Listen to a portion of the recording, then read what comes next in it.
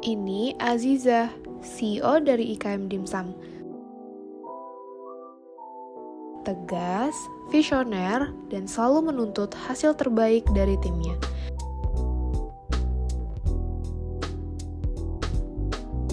Baginya, kualitas adalah harga mati.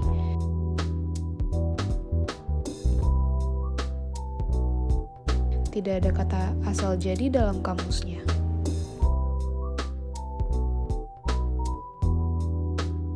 Farel, sang project leader.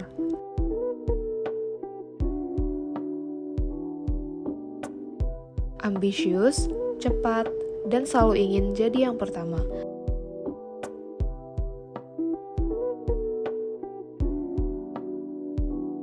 Sayangnya, dalam mengejar target, ia sering lupa mendengarkan.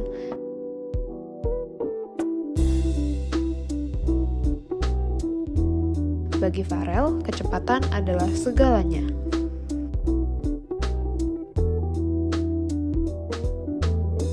Ini Tia, R&D spesialis yang sangat teliti. Ia tahu betul bahwa satu bahan yang salah bisa menghancurkan seluruh resep.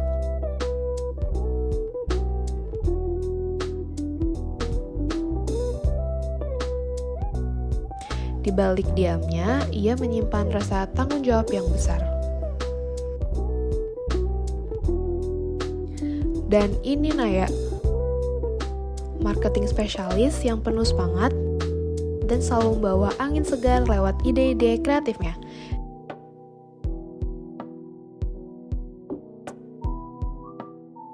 Ia jeli membaca tren, cekatan dalam menyusun strategi promosi, dan selalu punya cara unik untuk menarik perhatian pelanggan.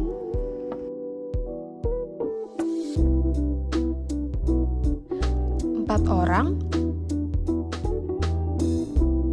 4 gaya kerja, 1 tantangan bersama.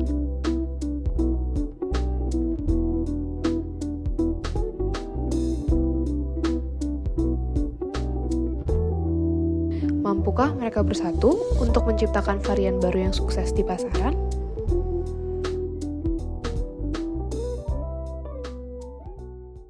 Hai, saya Aziza, CEO dari Cireng dan Dimsum Raisa. Usaha kuliner yang menyajikan berbagai varian dimsum dan juga cireng dengan rasa yang otentik dan juga harga yang bersahabat.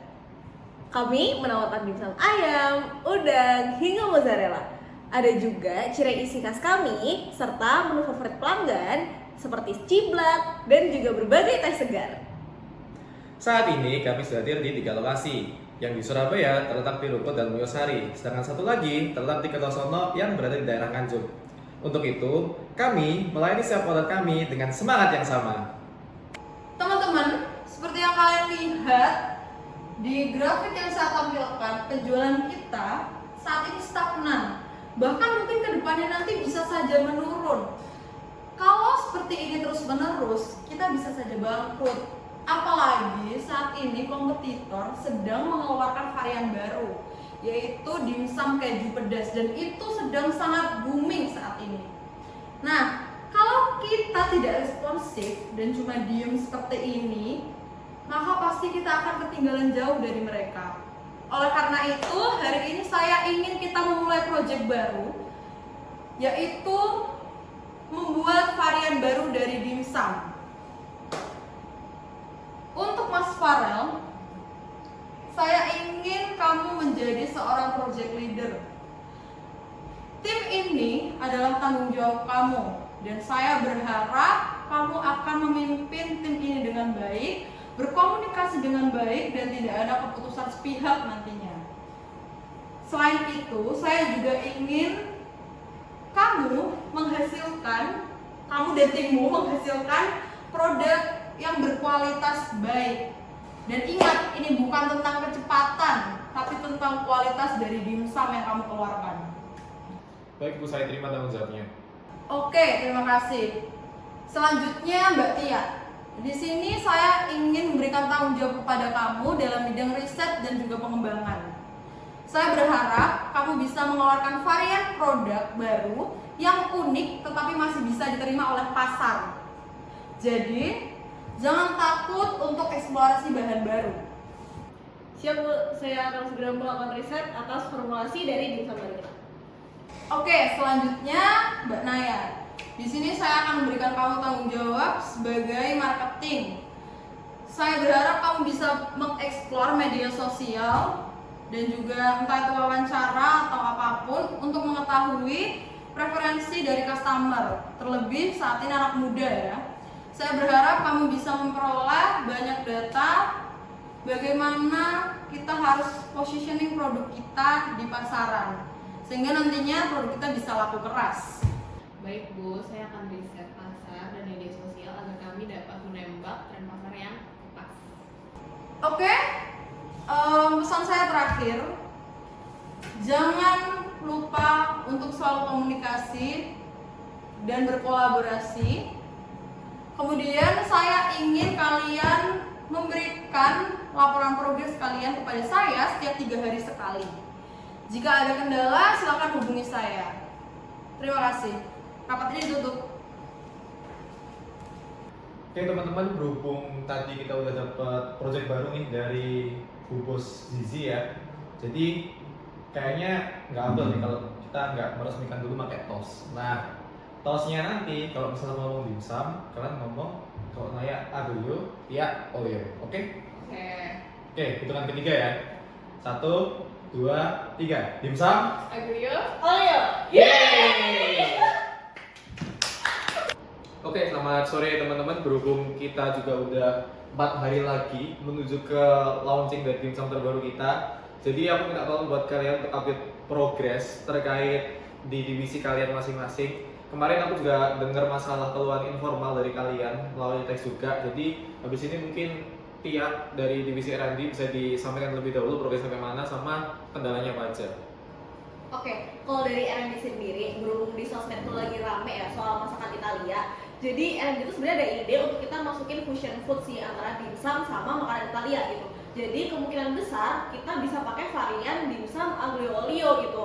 Nah, tapi kita tetap harus riset lagi sih terkait pasarnya nanti kayak gimana.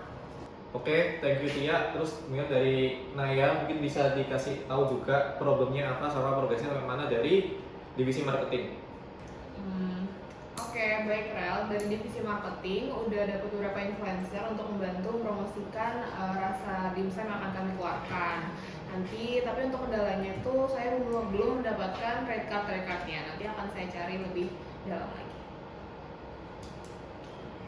Oke, sepertinya itu akan kita bahas di rapat berikutnya dan Farel, 4 hari terlalu cepat buat kita uji coba yang matang. Kita butuh waktu untuk R&D minimal tuh 1 minggu untuk 1 batch dengan pengujian awal itu tuh rasa sama tekstur. Jadi nggak bisa untuk 4 hari ini, kita harus mundur. kita nggak punya waktu seminggu ya. Coba dilihat ini tanggalnya. Kita di sini 1, 2, 3, 4. Dari kompetitor kita itu udah launching. Mereka udah memulai produk-produknya, mereka udah ready stock. Sedangkan kita masih planning. Kita mau kayak gimana? Jangan kebanyakan eksperimen. Tapi kalau misalkan kualitas yang kita keluarkan jelek, kita bisa dikritik konsumen, reputasi brand kita juga kena nantinya. Kita bisa pakai 2 pendekatan. Jadi kita tuh soft launch dulu, terus kita adaptasi biar agar lebih masuk ke konsumennya. Gak ada waktu buat 2 tahap naik, karena kita kan udah ketinggalan. Jadi kita harus gas, nggak mau tahu gimana caranya. Besok kita harus punya adonan yang udah siap dites supaya kita bisa ngejar kompetitor kita. Oke, baik, kita usahakan. Tapi kita harus catat semua resikonya. Kalau hasilnya nanti nggak sesuai, kita harus evaluasi proses kita ini. Betul, apalagi kalau misalnya kita kerja sama influencer dan ada review yang gak enak, kita pasti bisa kena juga. Oke, yang penting teman-teman, kita itu punya output terlebih dahulu. Karena buat rasa itu subjektif. Jadi masing-masing nanti kita atur lah. Yang penting kita punya adonannya, kita punya produknya, nanti kita launching sehingga kita udah mulai keep up sama pesaing-pesaing kita. Bisa dengerin teman-teman? Dimsum, ku beli dimsum. Dimsum aglio olio. Kita coba ya. Baunya sih enak ya baunya ya. Coba kita makan.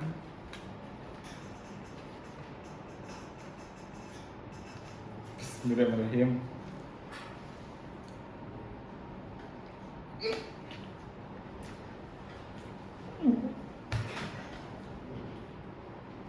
Jujur kayak sampah ini rasanya. Ya Allah, kenapa tengik banget ini bro?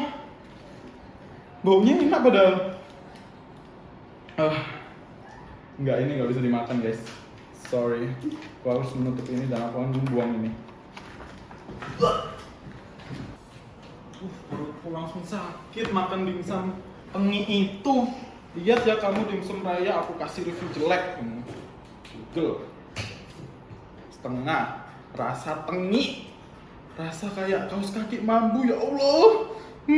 Perutku sakit lagi, aduh. Dimsum nih.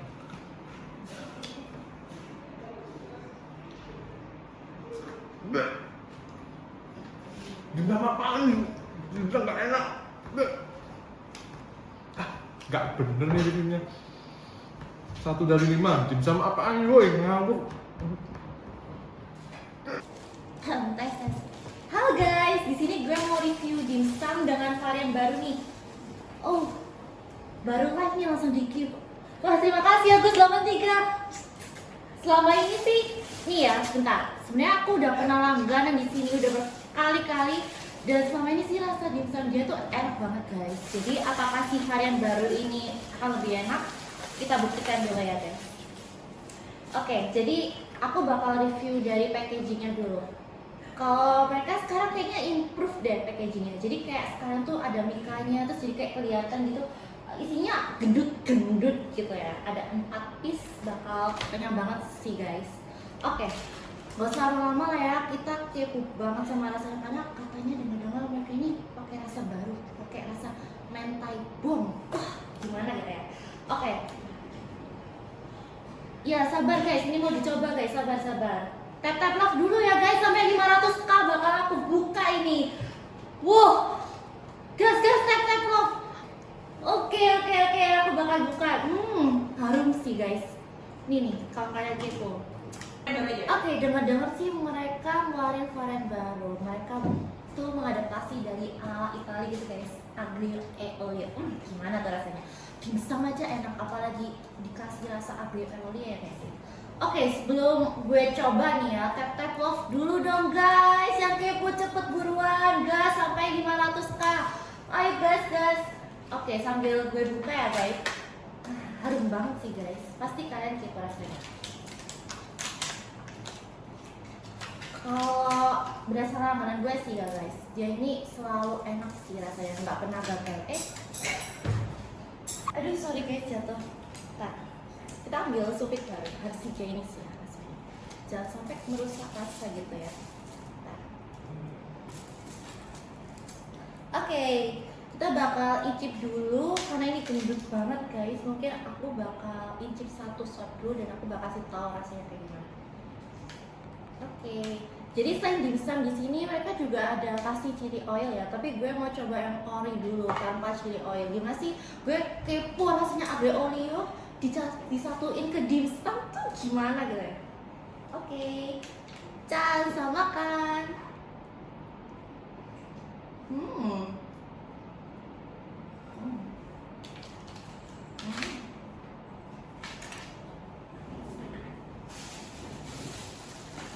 Bentar guys. Harus banget nih, kenapa ya? Karena dimsum apa ya? Gue harus update sih pada followers gue. Siapa tahu ada yang sama sakitnya. Hai guys, jadi gue mau kasih update. Kan kalian pasti nontonin live gue kan? Itu gue makan review dimsum. Tapi ternyata rasanya bad banget dan sekarang gue mulus banget guys. Gue mau bikin story ini tuh karena gue mau minta pertanggungjawaban dari mereka. Korbannya bisa aja nggak cuma gue, jadi bisa aja ada banyak orang yang nyobain rasa baru mereka dan ternyata mereka sama sakitnya kayak gue. Jadi buat owner please deh, coba dikonsiderasiin lagi gitu rasanya gimana. Gue harap korbannya cukup berhenti di gue aja guys. Oke, bye bye, stay healthy all. Oh iya Pak. Iya sudah kami bicarakan kemarin. Oke, terima kasih. Oh iya, kemarin kan aku habis launching produk. Gimana ya hasil penjualannya?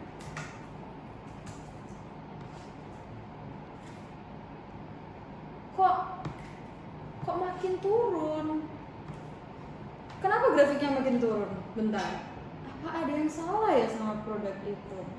Aku harus lihat di review Google Maps sih ini. Kok banyak yang jelek? Mereka ini ngapain aja?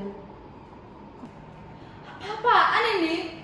Kok bisa review jeleknya banyak banget? Mereka tuh niat kerja apa enggak sih sebenarnya? Bentar, kok ini ada TikTok?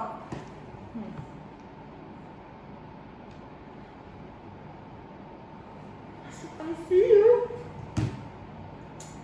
Bener-bener anak-anak ini nggak niat kerja mereka sampai bikin orang masuk ICU. Pas.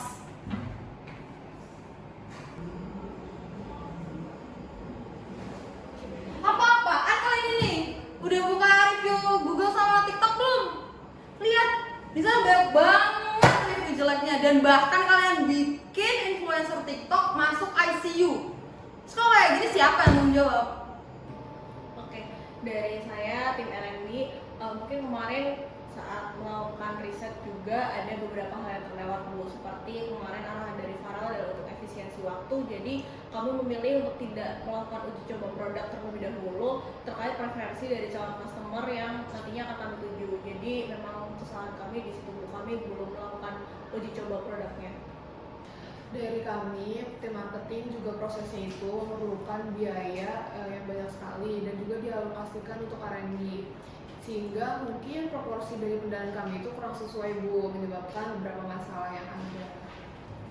Baik Bu, mungkin dari kami permasalahan ini semuanya menjadi tanggung jawab kami juga. Kami minta maaf atas ketidaknyamanannya dan akan segera memberikan tindak lanjut terkait segala hal yang terjadi. Mungkin kalau di sini beberapa keluhannya adalah seperti ada influencer yang sakit tadi ya karena akibat dari produk kita, terus adanya review-review yang kurang sesuai, serta ya kita melewatkan beberapa fase lah karena kita kena demand oleh waktu sehingga kita melewatkan beberapa hal. Salah satunya adalah uji ke publiknya karena kita memerlukan waktu yang banyak untuk melakukan uji rasa ke customer yang akan kita tuju nantinya.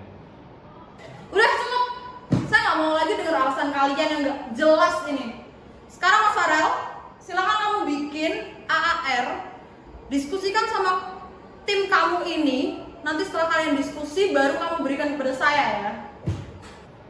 Oke, baik Bu. Tapi sebelumnya kami boleh tanya nggak kalau AAR itu apa ya? Aduh, kalian niat kerja apa enggak sih? AAR aja nggak tahu loh. Ini akan saya jelasin ya. Jadi AR ini adalah after action review. Nanti isinya itu ada apa rencana kalian, kemudian gimana hasil implementasinya. Habis itu dari rencana dan implementasi itu tuh kalian cari gapnya. Nah habis kalian dapat gapnya, kalian cari tahu tuh dari mana, kenapa kok bisa ada gap ini, harusnya gimana. Setelah itu kalian cari cara buat menanggulangi si gap itu. Setelah itu hasil itu bisa kalian gunakan di project kalian berikutnya biar nggak ada kejadian kayak gini lagi. Udah paham belum? Oke, baik Bu, dapat dimengerti terkait AR. Mungkin setelah ini kami dan teman-teman akan segera membuat laporan terkait bagaimana cara penanggulangan dari permasalahan-permasalahan yang ada ini. Sudah. Oke, terima kasih. Silakan dikerjakan ya.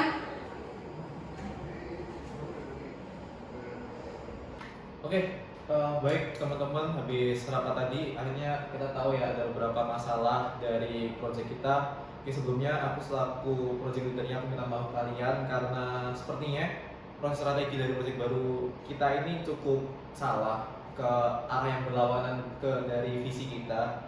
Jadi seperti yang disampaikan dari Bu Diza tadi, kayaknya kita harus mulai menggunakan apa itu AAR dengan mengidentifikasi sebenarnya yang kita rencanakan itu apa, kemudian sampai dengan apa sih yang akan kita pelajari untuk progres ke depannya. Oke, mungkin aku bisa mulai dulu ya buat review dari project kita sebelumnya.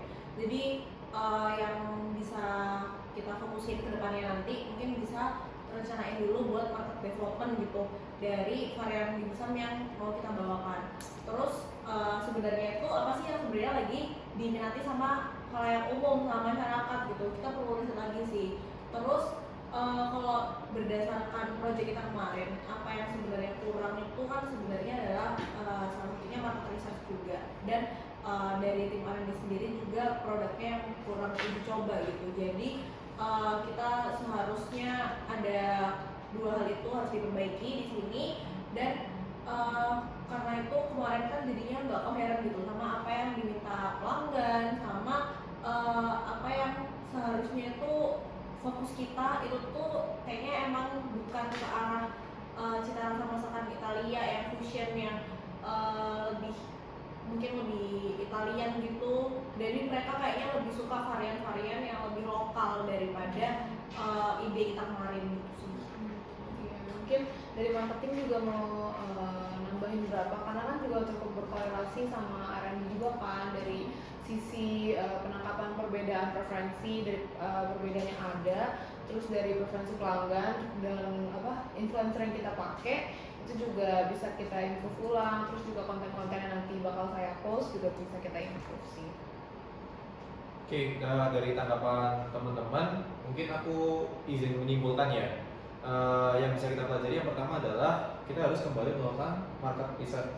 Kemudian kita akan membuat R&D yang berfokus ke proses pencarian resep yang memang sesuai sama pelanggan. Berarti buat ya nanti minta tolong buat kita membuat Google Form yang kita mencari jaring aspirasi lah ke teman-teman calon pelanggan kita nantinya, serta sama nanti dari tim marketing buat Naya coba kita bisa sesuaikan KOL dan influencer yang pas buat produk kita, karena mengingat kemarin kita mendapatkan suatu kejadian yang kurang mengenakan dari suatu influencer, jadi kita harus mulai membereskan masalah-masalah itulah. Terus serta kita juga harus melakukan gap analysis dari perbedaan yang ada dan menentukan inovasi apa sih yang akhirnya akan kita lanjutkan. Apa kita lanjutkan dari dimsum yang digabung dengan saus-saus dari Italia atau bagaimana?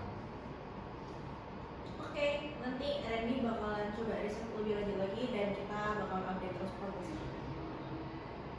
Oke, jadi beberapa waktu kebelakang ini aku tuh udah ngelakuin market research. Nah, ternyata tuh sebenarnya Aglio Olio itu pas banget buat konsumen, tapi mungkin pas kemarin kita juga keburu sama hari dan deadline gitu-gitu, makanya resep yang kita keluarin itu juga mungkin kurang. Oke, kalau gitu berarti nanti R&D bakalan coba lagi ya terkait Aglio Olio. Kan kemarin kita sebenarnya udah nyoba kan, kita mungkin bisa improve dikit-dikit aja gitu ya dari sana, bisa nyesuaiin lagi sebenarnya yang pas itu resepnya dia kayak gimana sih. Nah, aku nambahin dikit, sebenarnya kita ada di jalan yang benar kan, kayak menginovasikan dari Aglio Olio, kayak dia tuh ide yang menarik, cuman karena kita kemarin keburu-buru yang mengakibatkan resepnya kurang sesuai dan kayaknya kurang matang dan akhirnya menyebabkan keracunan lah dari satu influencer. Jadi di sini mungkin bisa diproses dari penawarannya nanti kayak gimana dan penetrasi dari produk yang kita tawarkan itu akan kayak gimana ke calon customer kita. Jadi aku itu aja sih teman-teman. Oke. Oke. Ih, dimsum Raisen ya, bener-bener aku dikirimin lagi rasa yang sama lagi. Semoga yang ini nggak ngeflop deh rasanya. Doa dulu biar nggak mati. Bismillahirrahmanirrahim. Oh, kita dikit aja kali ya. Bismillahirrahmanirrahim.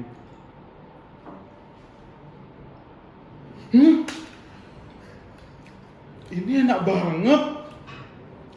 Rasanya seperti enak banget. Bentar. Bentuknya masih sama ya. Ya, bismillah, enak.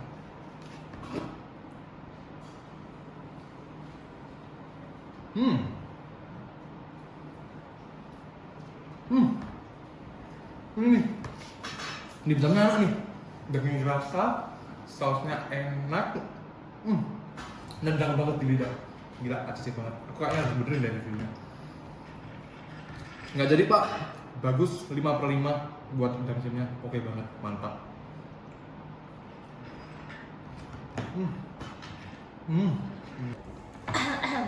Tes. Hai guys, kembali lagi sama gue Yustita.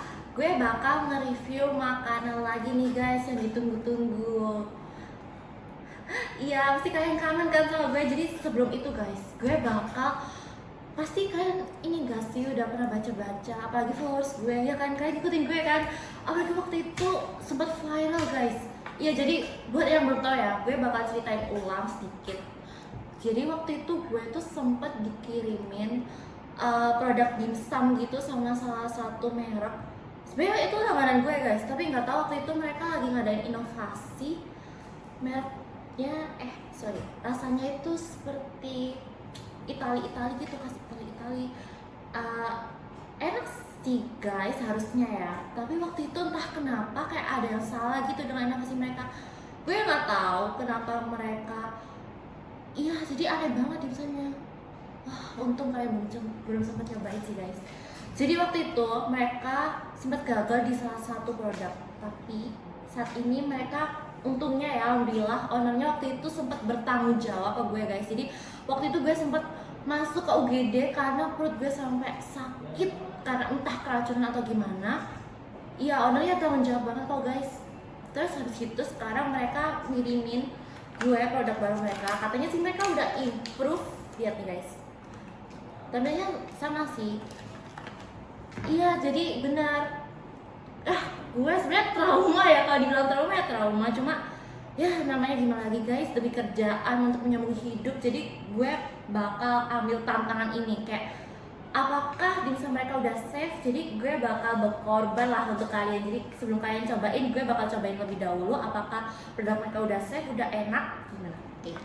Oke, sebenarnya packagingnya nggak jauh beda sama yang waktu itu. Mereka tetap pakai hitam, cuma baunya emang agak beda sih guys, kayak lebih gurih, I don't know, tapi kayak lebih kerasa olionya guys. Oke, ayo kak dibantu tap-tap layarnya sampai 500k baru kita cobain. Oke, mari kita makan.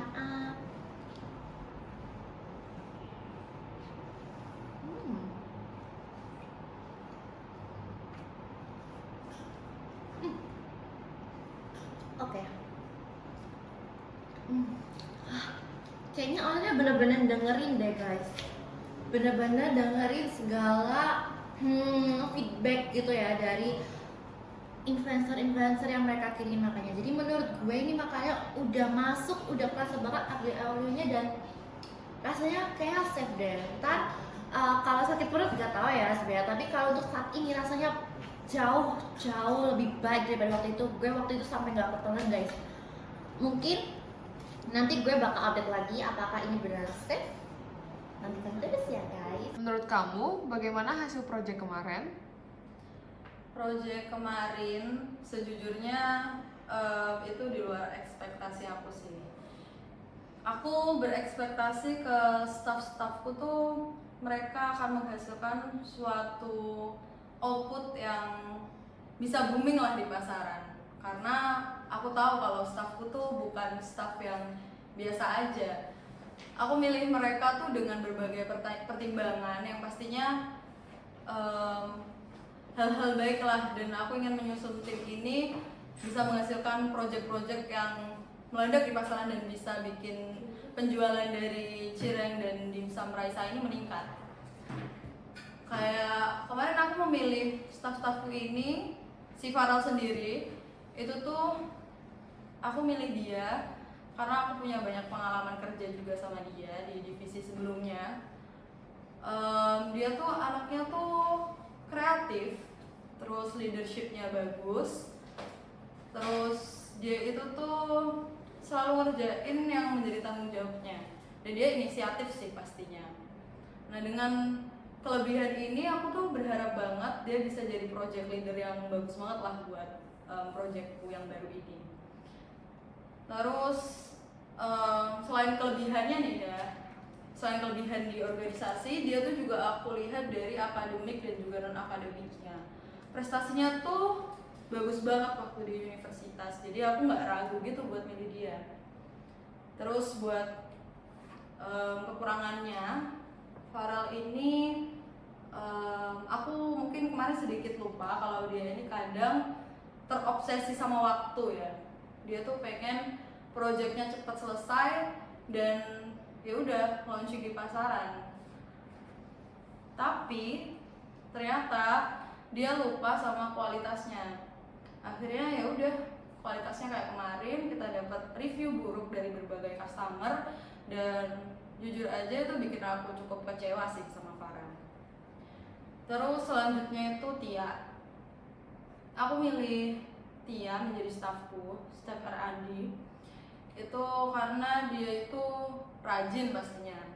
Dia juga kreatif juga, inovatif, dan track recordnya di universitas tuh bagus banget. Aku berharap dia tuh bisa kerja di bawah tempaan gitu, karena aku tahu Farel kerjanya tuh cukup cepat. Jadi aku berharap dia bisa kerja dengan cepat tapi hasilnya juga baik. Terus buat prestasinya Tia ini di akademik dan non akademik tuh juga sama kayak Farel.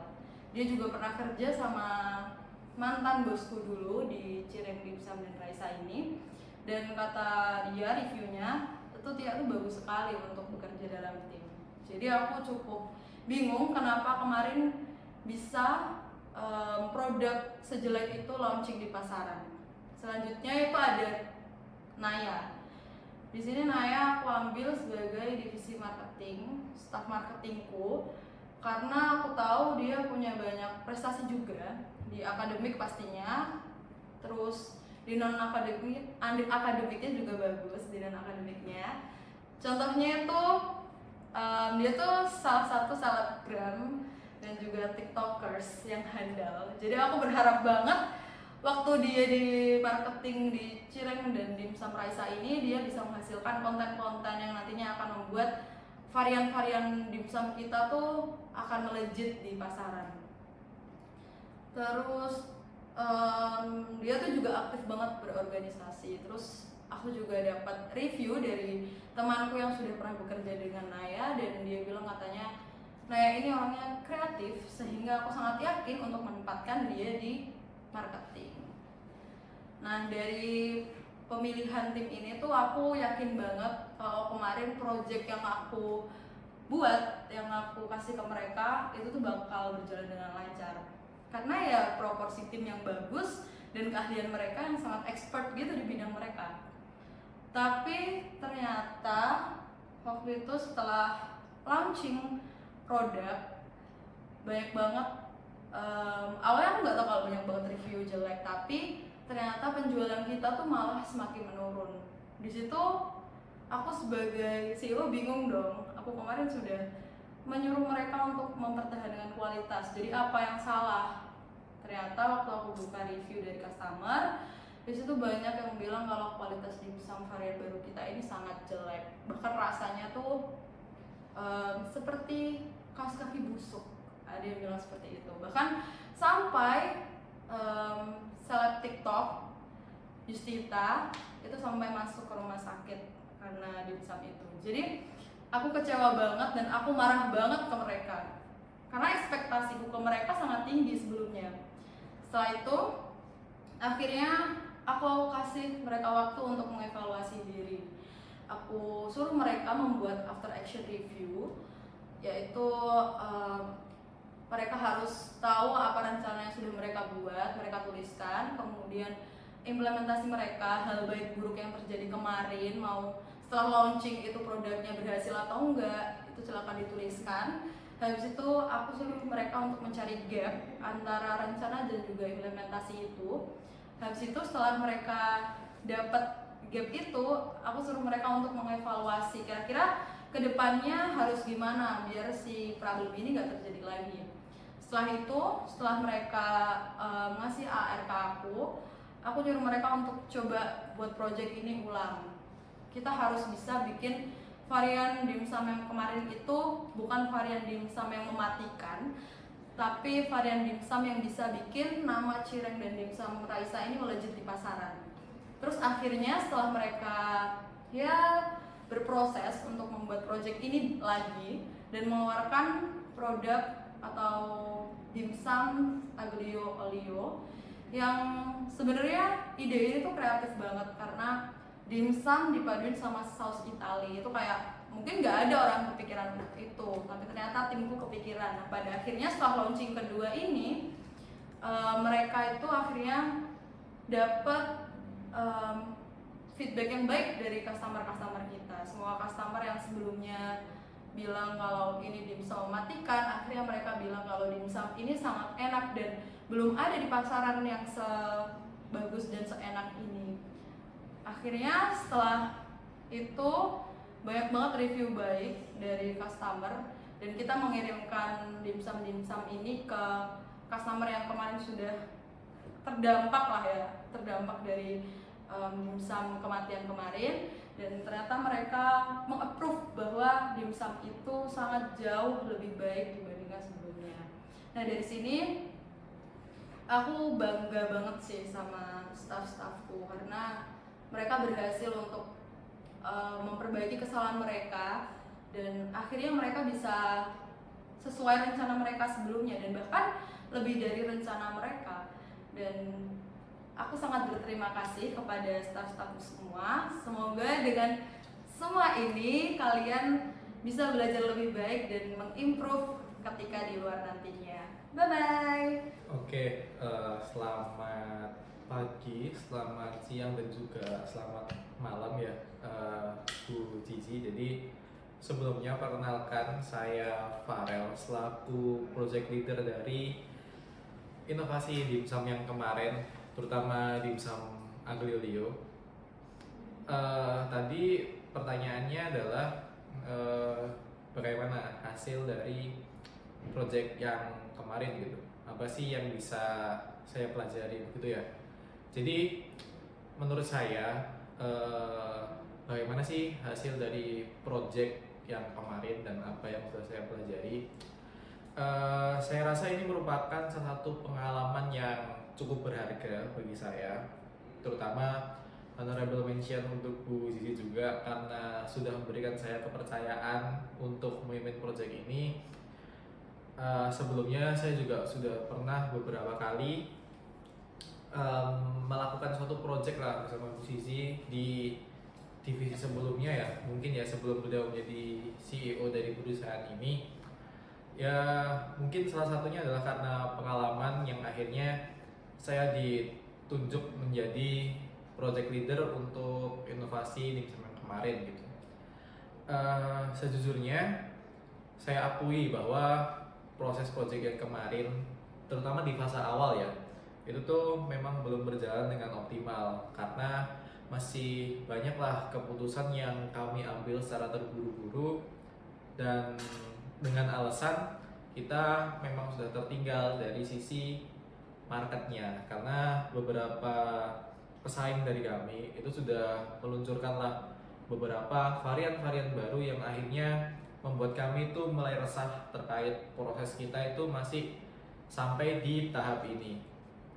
Nah, ternyata ketika kami melaksanakan eksekusi dalam prosesnya itu kami sengaja melewatkan beberapa fase seperti fase user testing yang sekiranya kita itu mencari lah pelanggan itu sebenarnya pinginnya itu seperti apa, serta pengumpulan feedback dari para pelanggan loyal dimsum ini, dan juga masalah komunikasi dari lineman saya dan juga rekan-rekan saya mulai dari tim R&D dan juga tim marketing yang harusnya jauh lebih baik, dan yang tidak kalah penting adalah frontline store yang merasa kesusahan dengan adanya demand baru ini. Nah, oleh karena itu hal ini cukup berdampak secara langsung pada peluncuran produk pertama kali. Jadi ekspektasi pasar sudah cukup tinggi akibat dari kami yang sudah memiliki nama lah terkait dimsum yang sudah cukup enak. Cuman efek dari kita yang terburu-buru, akhirnya rasa dan juga tekstur itu masih jauh dari harapan dan juga kesesuaian yang diharapkan para pelanggan, serta dari sisi komunikasi dan juga storyline dari produknya, mulai dari bentuk, kemasan dan lain-lain masih belum tersampaikan secara jelas. Karena mungkin mereka bingung kayak dimsum, makanan oriental kita campur dengan saus yang ranahnya ke makanan Europe, yaitu ke Italia, dan juga belum dikemas secara baik dan kemasannya kurang matang yang akhirnya membuat adanya gap ataupun keanehan di situ.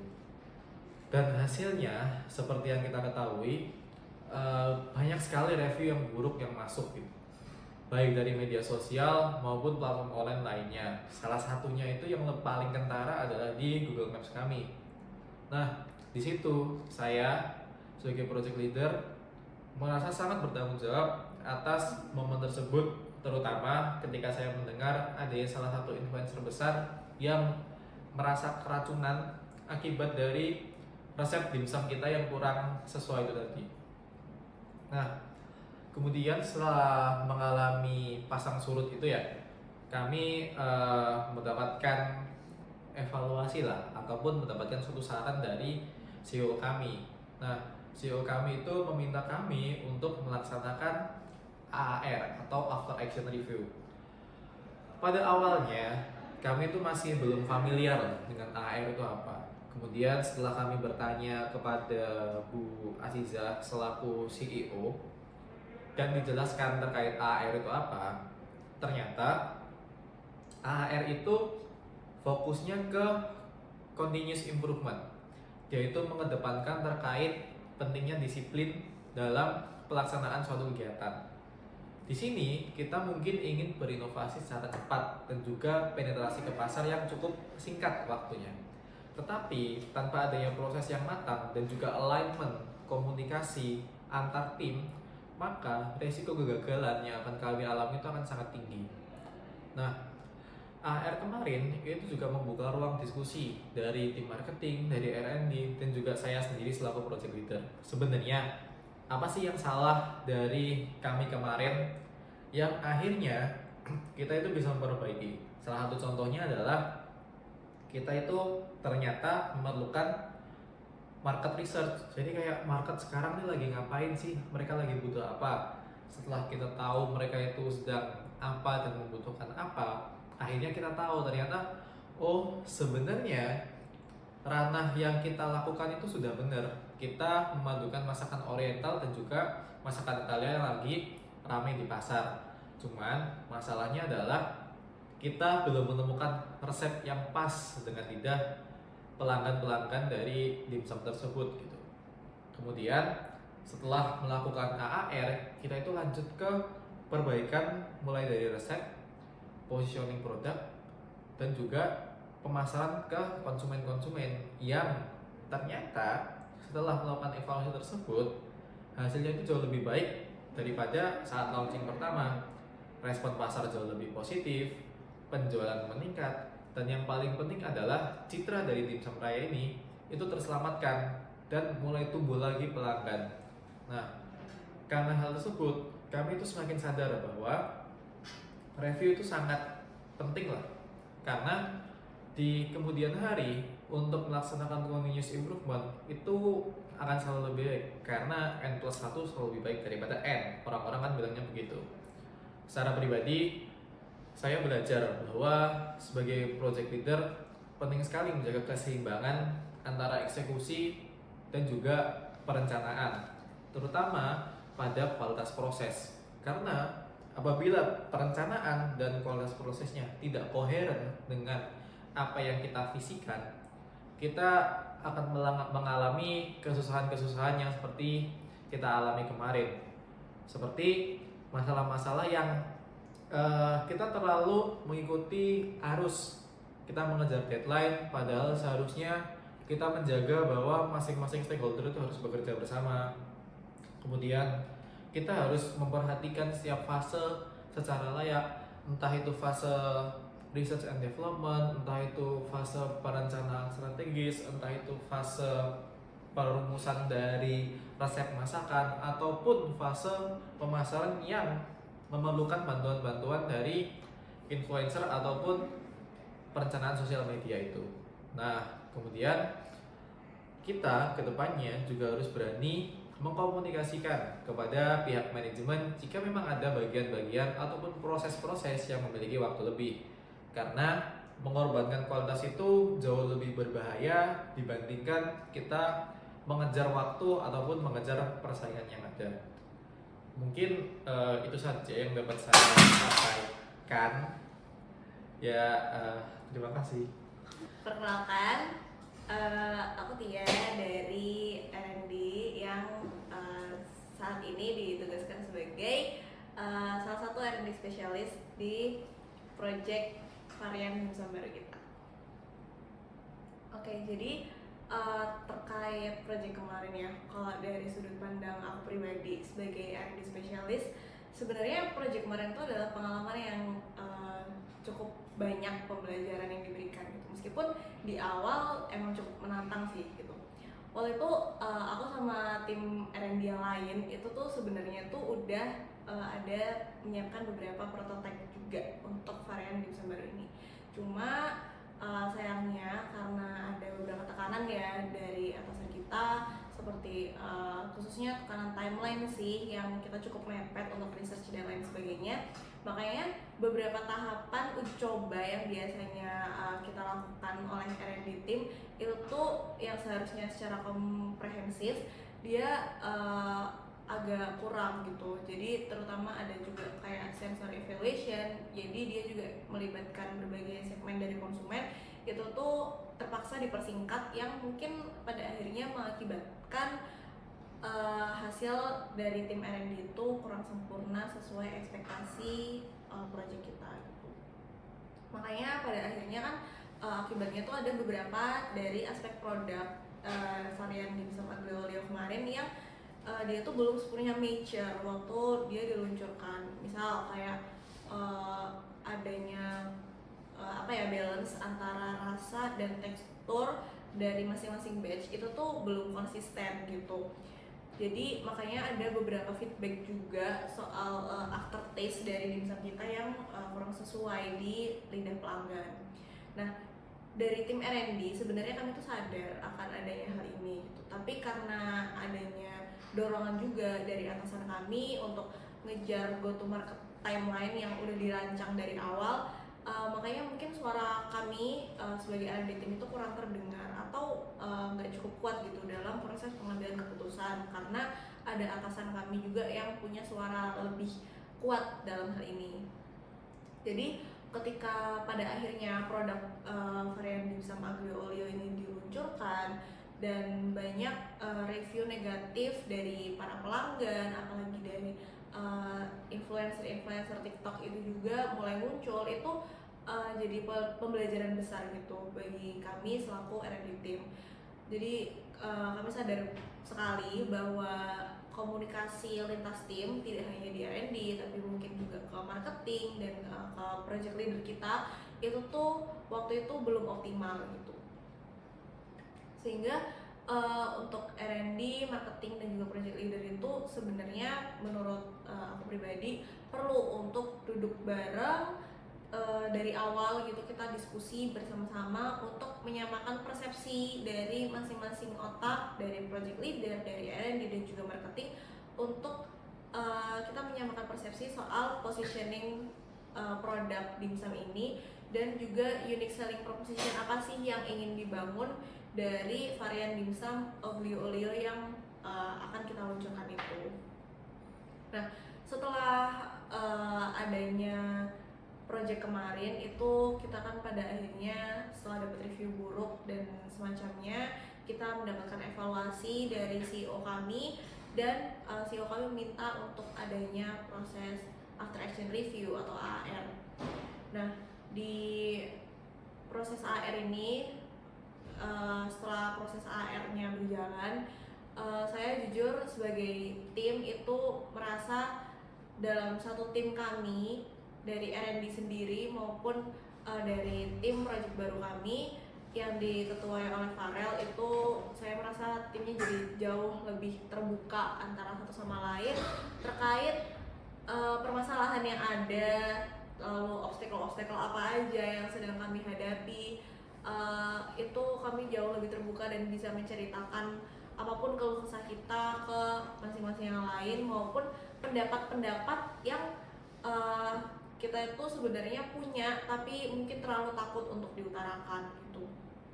Dari R&D tim sendiri khususnya kami di R&D akhirnya bisa melakukan revisi formula karena sebelumnya dikejar waktu gitu.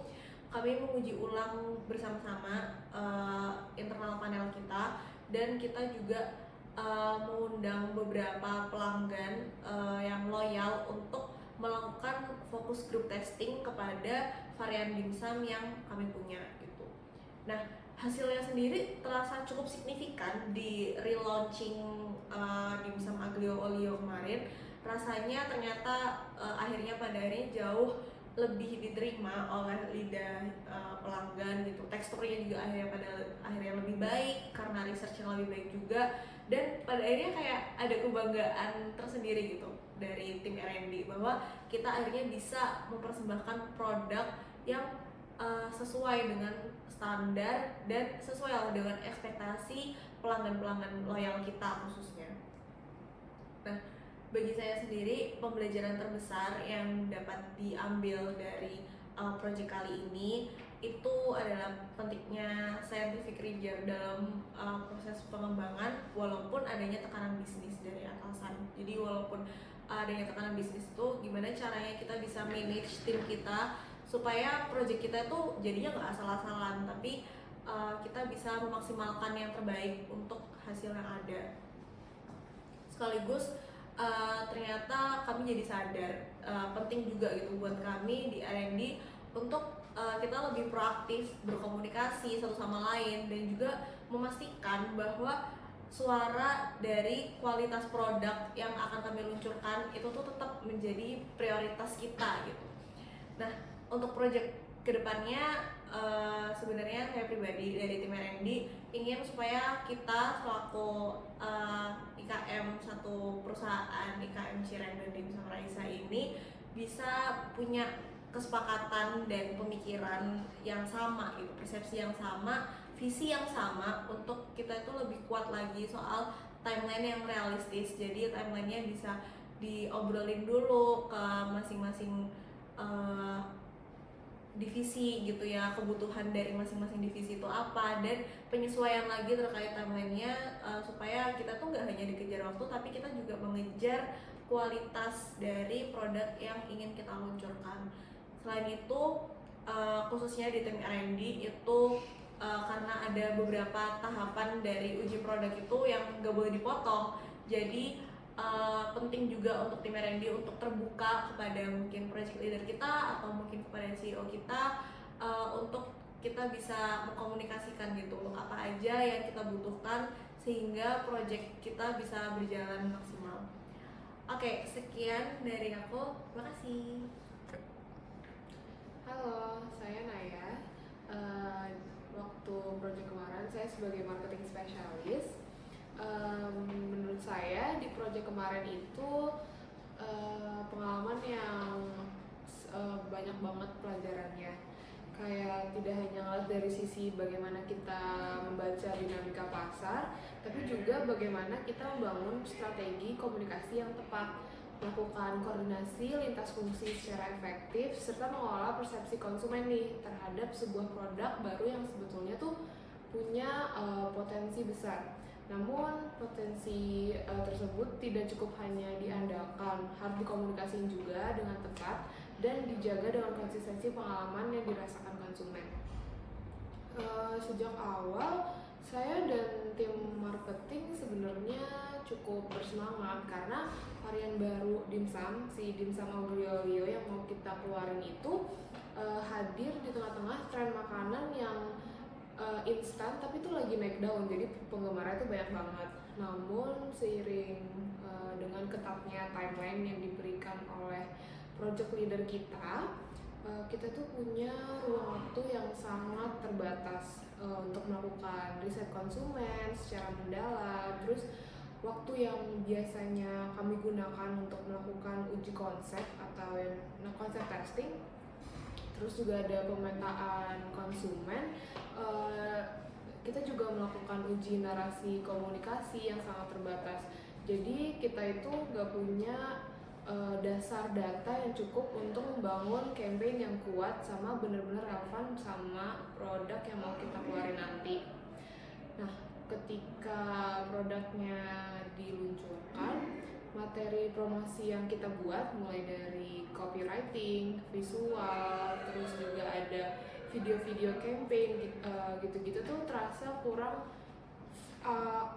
outfulling gitu, karena aku tuh ngerasa kurang menyentuh sisi emosional atau kebutuhan spesifik dari target market yang kita tuju. Nah, storytelling yang kita bangun itu terlalu generik, dan bahkan dalam beberapa video yang kita post itu memunculkan ekspektasi yang terlalu tinggi. Padahal dari sisi produknya sendiri kualitasnya tuh masih dalam proses penyempurnaan. Nah, gara-gara itu makanya menimbulkan celah nih antara harapan dan kenyataan yang cukup besar di antara konsumen-konsumennya. Dan menurut aku dampaknya itu langsung kerasa banget hanya dalam hitungan beberapa hari, karena tuh pas kita melihat review negatif di media sosial dan platform digital kita, itu tuh banyak banget konsumen yang nge-review negatif, terus banyak konsumen yang kecewa dengan rasa yang kita keluarin. Tapi juga kita ngerasa ini tuh menjadi salah satu momen yang paling kritis dalam fase awal project, karena mulai muncul nih sentimen-sentimen negatif yang memetakan keluhan-keluhan utama. Jadi dari data-data tersebut tuh, dari review-review negatifnya, kita tuh belajar kalau misalkan ketidaksesuaian antara promosi dan pengalaman actual produk itu sangat merusak kepercayaan konsumen kita sendiri. Nah, makanya oleh karena itu tuh kita implementasi nih, dari kan kita udah ngalamin yang namanya review-review negatif gitu-gitu, kita implementasiin namanya tuh AR yang diinisiasikan. Itu dilakukan tuh buat ngebantu kita melakukan refleksi secara menyeluruh. Nah, jadi kita sempat mengadakan rapat atau forum gitu. Kami tuh dari tim marketing bisa secara terbuka menunjukkan gap yang terjadi dari sisi konsumen, sisi persepsi pasar, dan hal-hal lainnya. Nah, kita tuh juga banyak belajar dari feedback orang, misalkan dengan tim antar divisi lain kayak R&D.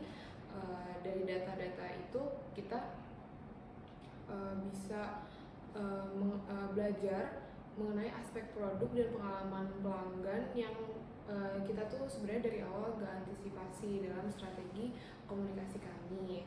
Nah, setelah HR tuh kita nyusun ulang nih strategi marketing dengan pendekatan yang jauh lebih realistis lagi dan transparan kepada konsumen-konsumennya. Kita perbaikin narasi komunikasinya, kita perbaikin konten-kontennya, terus juga kita nggak melebih-lebihkan apapun itu. Nah, dari sisi promosi kami tuh jadi mencerminkan bahwa cermin asli produk kami gitu. Nah, setelah kita ngelakuin relaunching, kampanye kami tuh jadi akan lebih diterima oleh pasar. Terus juga yang saya melihat engagement jadi meningkat, terus ulasan-ulasannya jadi banyak yang positif, banyak yang bilang rasanya enak, dan penjualannya juga naik dan cukup stabil setelah kita ngelakuin HR itu. Jadi menurut saya dari keseluruhan proses tersebut, pelajaran terbesarnya tuh bahwa marketing tuh gak hanya menjadi fungsi pengemesan pesan kepada konsumennya dan hal-hal di luar itu, tetapi juga bagaimana kita menyampaikan dengan ke arah konsumen dengan menjangkau ekspektasi mereka sesuai dengan produk yang kita keluarkan. Mungkin itu sih dari saya. Terima kasih. After action review merupakan suatu proses refleksi sistematis yang dilakukan oleh suatu individu ataupun tim setelah menyelesaikan suatu kegiatan, proyek, ataupun kejadian penting. Tujuan utama untuk memahami apa yang telah terjadi pada kegiatan tersebut, mengevaluasi keberhasilan dan kegagalan, serta menyusun langkah-langkah perbaikan untuk masa depan. After action review sendiri bukan sekedar kegiatan evaluasi biasa yang bersifat formal dan administratif, melainkan sebuah ruang terbuka untuk berdiskusi secara jujur dan kolaboratif antar tim. Dalam AAR sendiri, tidak terdapat fokus siapa yang salah, melainkan pada apa yang bisa dipelajari dan bagaimana pembelajaran itu dapat meningkatkan kualitas kinerja kita ke depannya nanti. Sebuah AAR umumnya dilakukan segera setelah kegiatan selesai agar pengalaman dan juga informasi yang relevan masih segar diingatan seluruh anggota tim. Proses dari AAR sendiri mencakup pertanyaan mendasar seperti apa yang telah direncanakan oleh tim tersebut, apa yang benar-benar terjadi pada implementasinya, apa yang berjalan baik dan mengapa, serta apa yang tidak berjalan baik sesuai rencana dan apa penyebabnya, serta apa yang sebaiknya dilakukan secara berbeda di masa depan. Sebagai contoh, sebuah tim pemasaran yang baru saja meluncurkan kampanye promosi dapat melakukan AAR untuk meninjau strategi yang mereka gunakan, efektivitas media promosi, respon pelanggan, dan juga hasil penjualannya. Melalui diskusi tersebut, mereka dapat mengidentifikasi praktek yang layak dipertahankan, serta kelemahan apa yang perlu diperbaiki untuk kampanye berikutnya. AAR menjadi sangat penting karena mendorong budaya pembelajaran berkelanjutan, meningkatkan komunikasi dan kerjasama tim, serta membantu organisasi menjadi lebih adaptif dan juga responsif terhadap perubahan-perubahan yang akan terjadi ke depannya. Hal-hal penting yang perlu kita perhatikan dalam AAR sendiri adalah suasana yang kondusif serta tidak menghakimi, kemudian keterlibatan aktif seluruh peserta tim, adanya fasilitator yang mampu menjaga arah diskusi tetap terfokus pada problem yang ingin kita cari, serta pencatatan hasil diskusi yang konkret untuk ditindaklanjuti ke depannya. AAR juga sebaiknya menjadi bagian dari siklus kerja yang berulang, bukan hanya dilakukan ketika terjadi masalah ataupun proyek besar. Ketika AAR dilakukan secara konsisten dan terstruktur, maka setiap pengalaman, baik yang sukses ataupun yang gagal, dapat menjadi sumber pembelajaran bagi tim berikutnya. AAR sendiri dapat menjadi suatu pengalaman yang berharga, yang dapat menjadikan organisasi tersebut menjadi lebih cerdas, efisien, dan juga siap menghadapi tantangan masa depan dengan lebih percaya diri. Action. Tidak dapat dipungkiri bahwa semakin kompleks suatu organisasi dan proyek, maka semakin besar pula kemungkinan terjadinya kesalahan di pengimplementasiannya. Tapi justru disitulah nilai penting dari AAR ini, bukan untuk menghukum, tetapi untuk memotret kenyataan sebagaimana adanya. AAR ini tidak memihak hasil semata. Ia menggali proses, mendengar suara dari berbagai sisi, dan mengembalikan esensi bahwa semua yang terjadi di dalam organisasi merupakan bahan pembelajaran. Dalam sebuah AAR yang efektif, kita belajar tidak hanya dari angka atau laporan akhir, tetapi juga dari dinamika tim, keputusan-keputusan kecil di lapangan, dan juga intuisi para pelaksana yang selama ini mungkin tidak terdengar. Sebagai contoh, dalam pengembangan produk baru, tim R&D mungkin merasa telah melakukan riset optimal, sementara tim produksi merasa spesifikasi terlalu rumit untuk dijalankan. Di sisi lain, tim marketing menganggap fitur yang dikembangkan tidak sesuai kebutuhan pasar. Tanpa AAR, kesenjangan ini mungkin hanya akan menjadi bisik-bisik semata atau bahkan konflik yang diam-diam mengganggu sinergi tim. Tetapi melalui AAR, seluruh pihak bisa duduk bersama, membedah apa yang terjadi, dan membangun pemahaman lintas fungsi yang lebih kuat. Inilah mengapa AAR bukan hanya forum refleksi, tetapi juga forum rekonsiliasi yang menghubungkan bagian-bagian yang semula terpisah dan menyatukannya dalam satu visi yang lebih utuh. Lebih jauh lagi, AR yang dilakukan secara konsisten juga menjadi alat dokumentasi pembelajaran yang sangat berharga.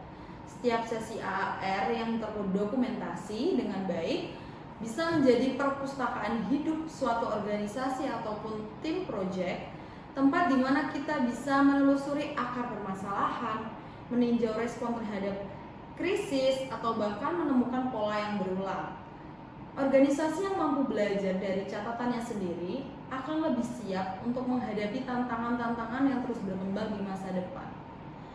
Disinilah AR menunjukkan kekuatannya sebagai sarana manajemen pengetahuan ataupun knowledge management yang praktis dan aplikatif. Namun, agar AR ini benar-benar memberi manfaat yang maksimal, ada beberapa prinsip penting yang harus dijaga. Pertama, AR harus dilandasi kejujuran dan keterbukaan. Setiap anggota tim harus merasa aman ketika menyampaikan pendapat tanpa takut disalahkan ataupun dinilai negatif.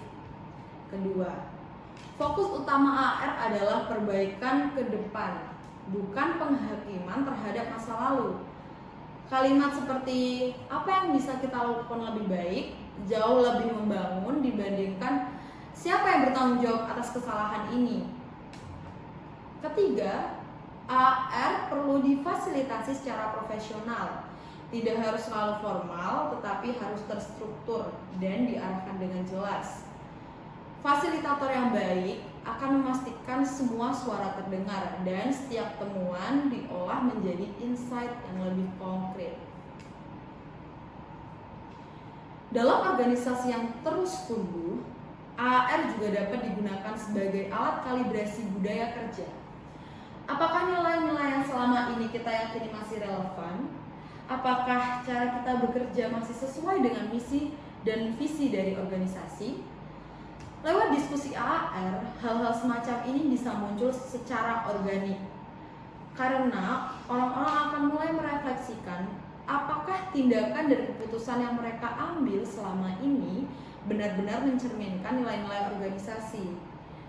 Dari sinilah budaya organisasi tidak hanya menjadi jargon di dinding, tapi juga hidup dalam keseharian kerja dalam tim. Dan mari kita jujur, tidak semua AR akan langsung berhasil. Akan ada sesi yang kaku, ada yang terlalu defensif, bahkan ada yang mungkin berakhir tanpa kesimpulan. Tapi tidak apa-apa. Karena AR bukan tentang kesempurnaan, melainkan tentang keberanian untuk terus mencoba, terus bertanya, dan terus mendengar. Semakin sering kita melakukannya, semakin terlatih pula tim dalam berpikir reflektif, menyampaikan pendapat dengan dewasa, dan juga menerima kritik dengan hati yang terbuka. Maka dari itu, marilah kita menjadikan AR bukan hanya sebagai alat kerja, tetapi sebagai kebiasaan. Bukan hanya untuk proyek besar, tapi juga untuk aktivitas harian, rapat mingguan, bahkan inisiatif kecil sekalipun. Karena dari hal-hal kecil yang dikaji secara mendalam, akan lahir perubahan-perubahan besar yang akan membawa organisasi kita semakin maju ke depannya. Tidak ada tim yang terlalu sibuk untuk belajar. Tidak ada organisasi yang terlalu sukses untuk berhenti bertanya. Dengan menjadikan after action review sebagai bagian dari DNA kinerja kita sedang berusaha untuk membangun organisasi yang tidak hanya tangguh secara struktur, tetapi juga luas secara mental kerja.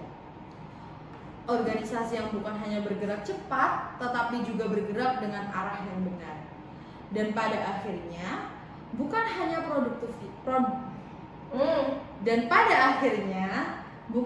produktivitas saja, tetapi juga berkelanjutan karena ia tumbuh dari proses belajar yang tidak pernah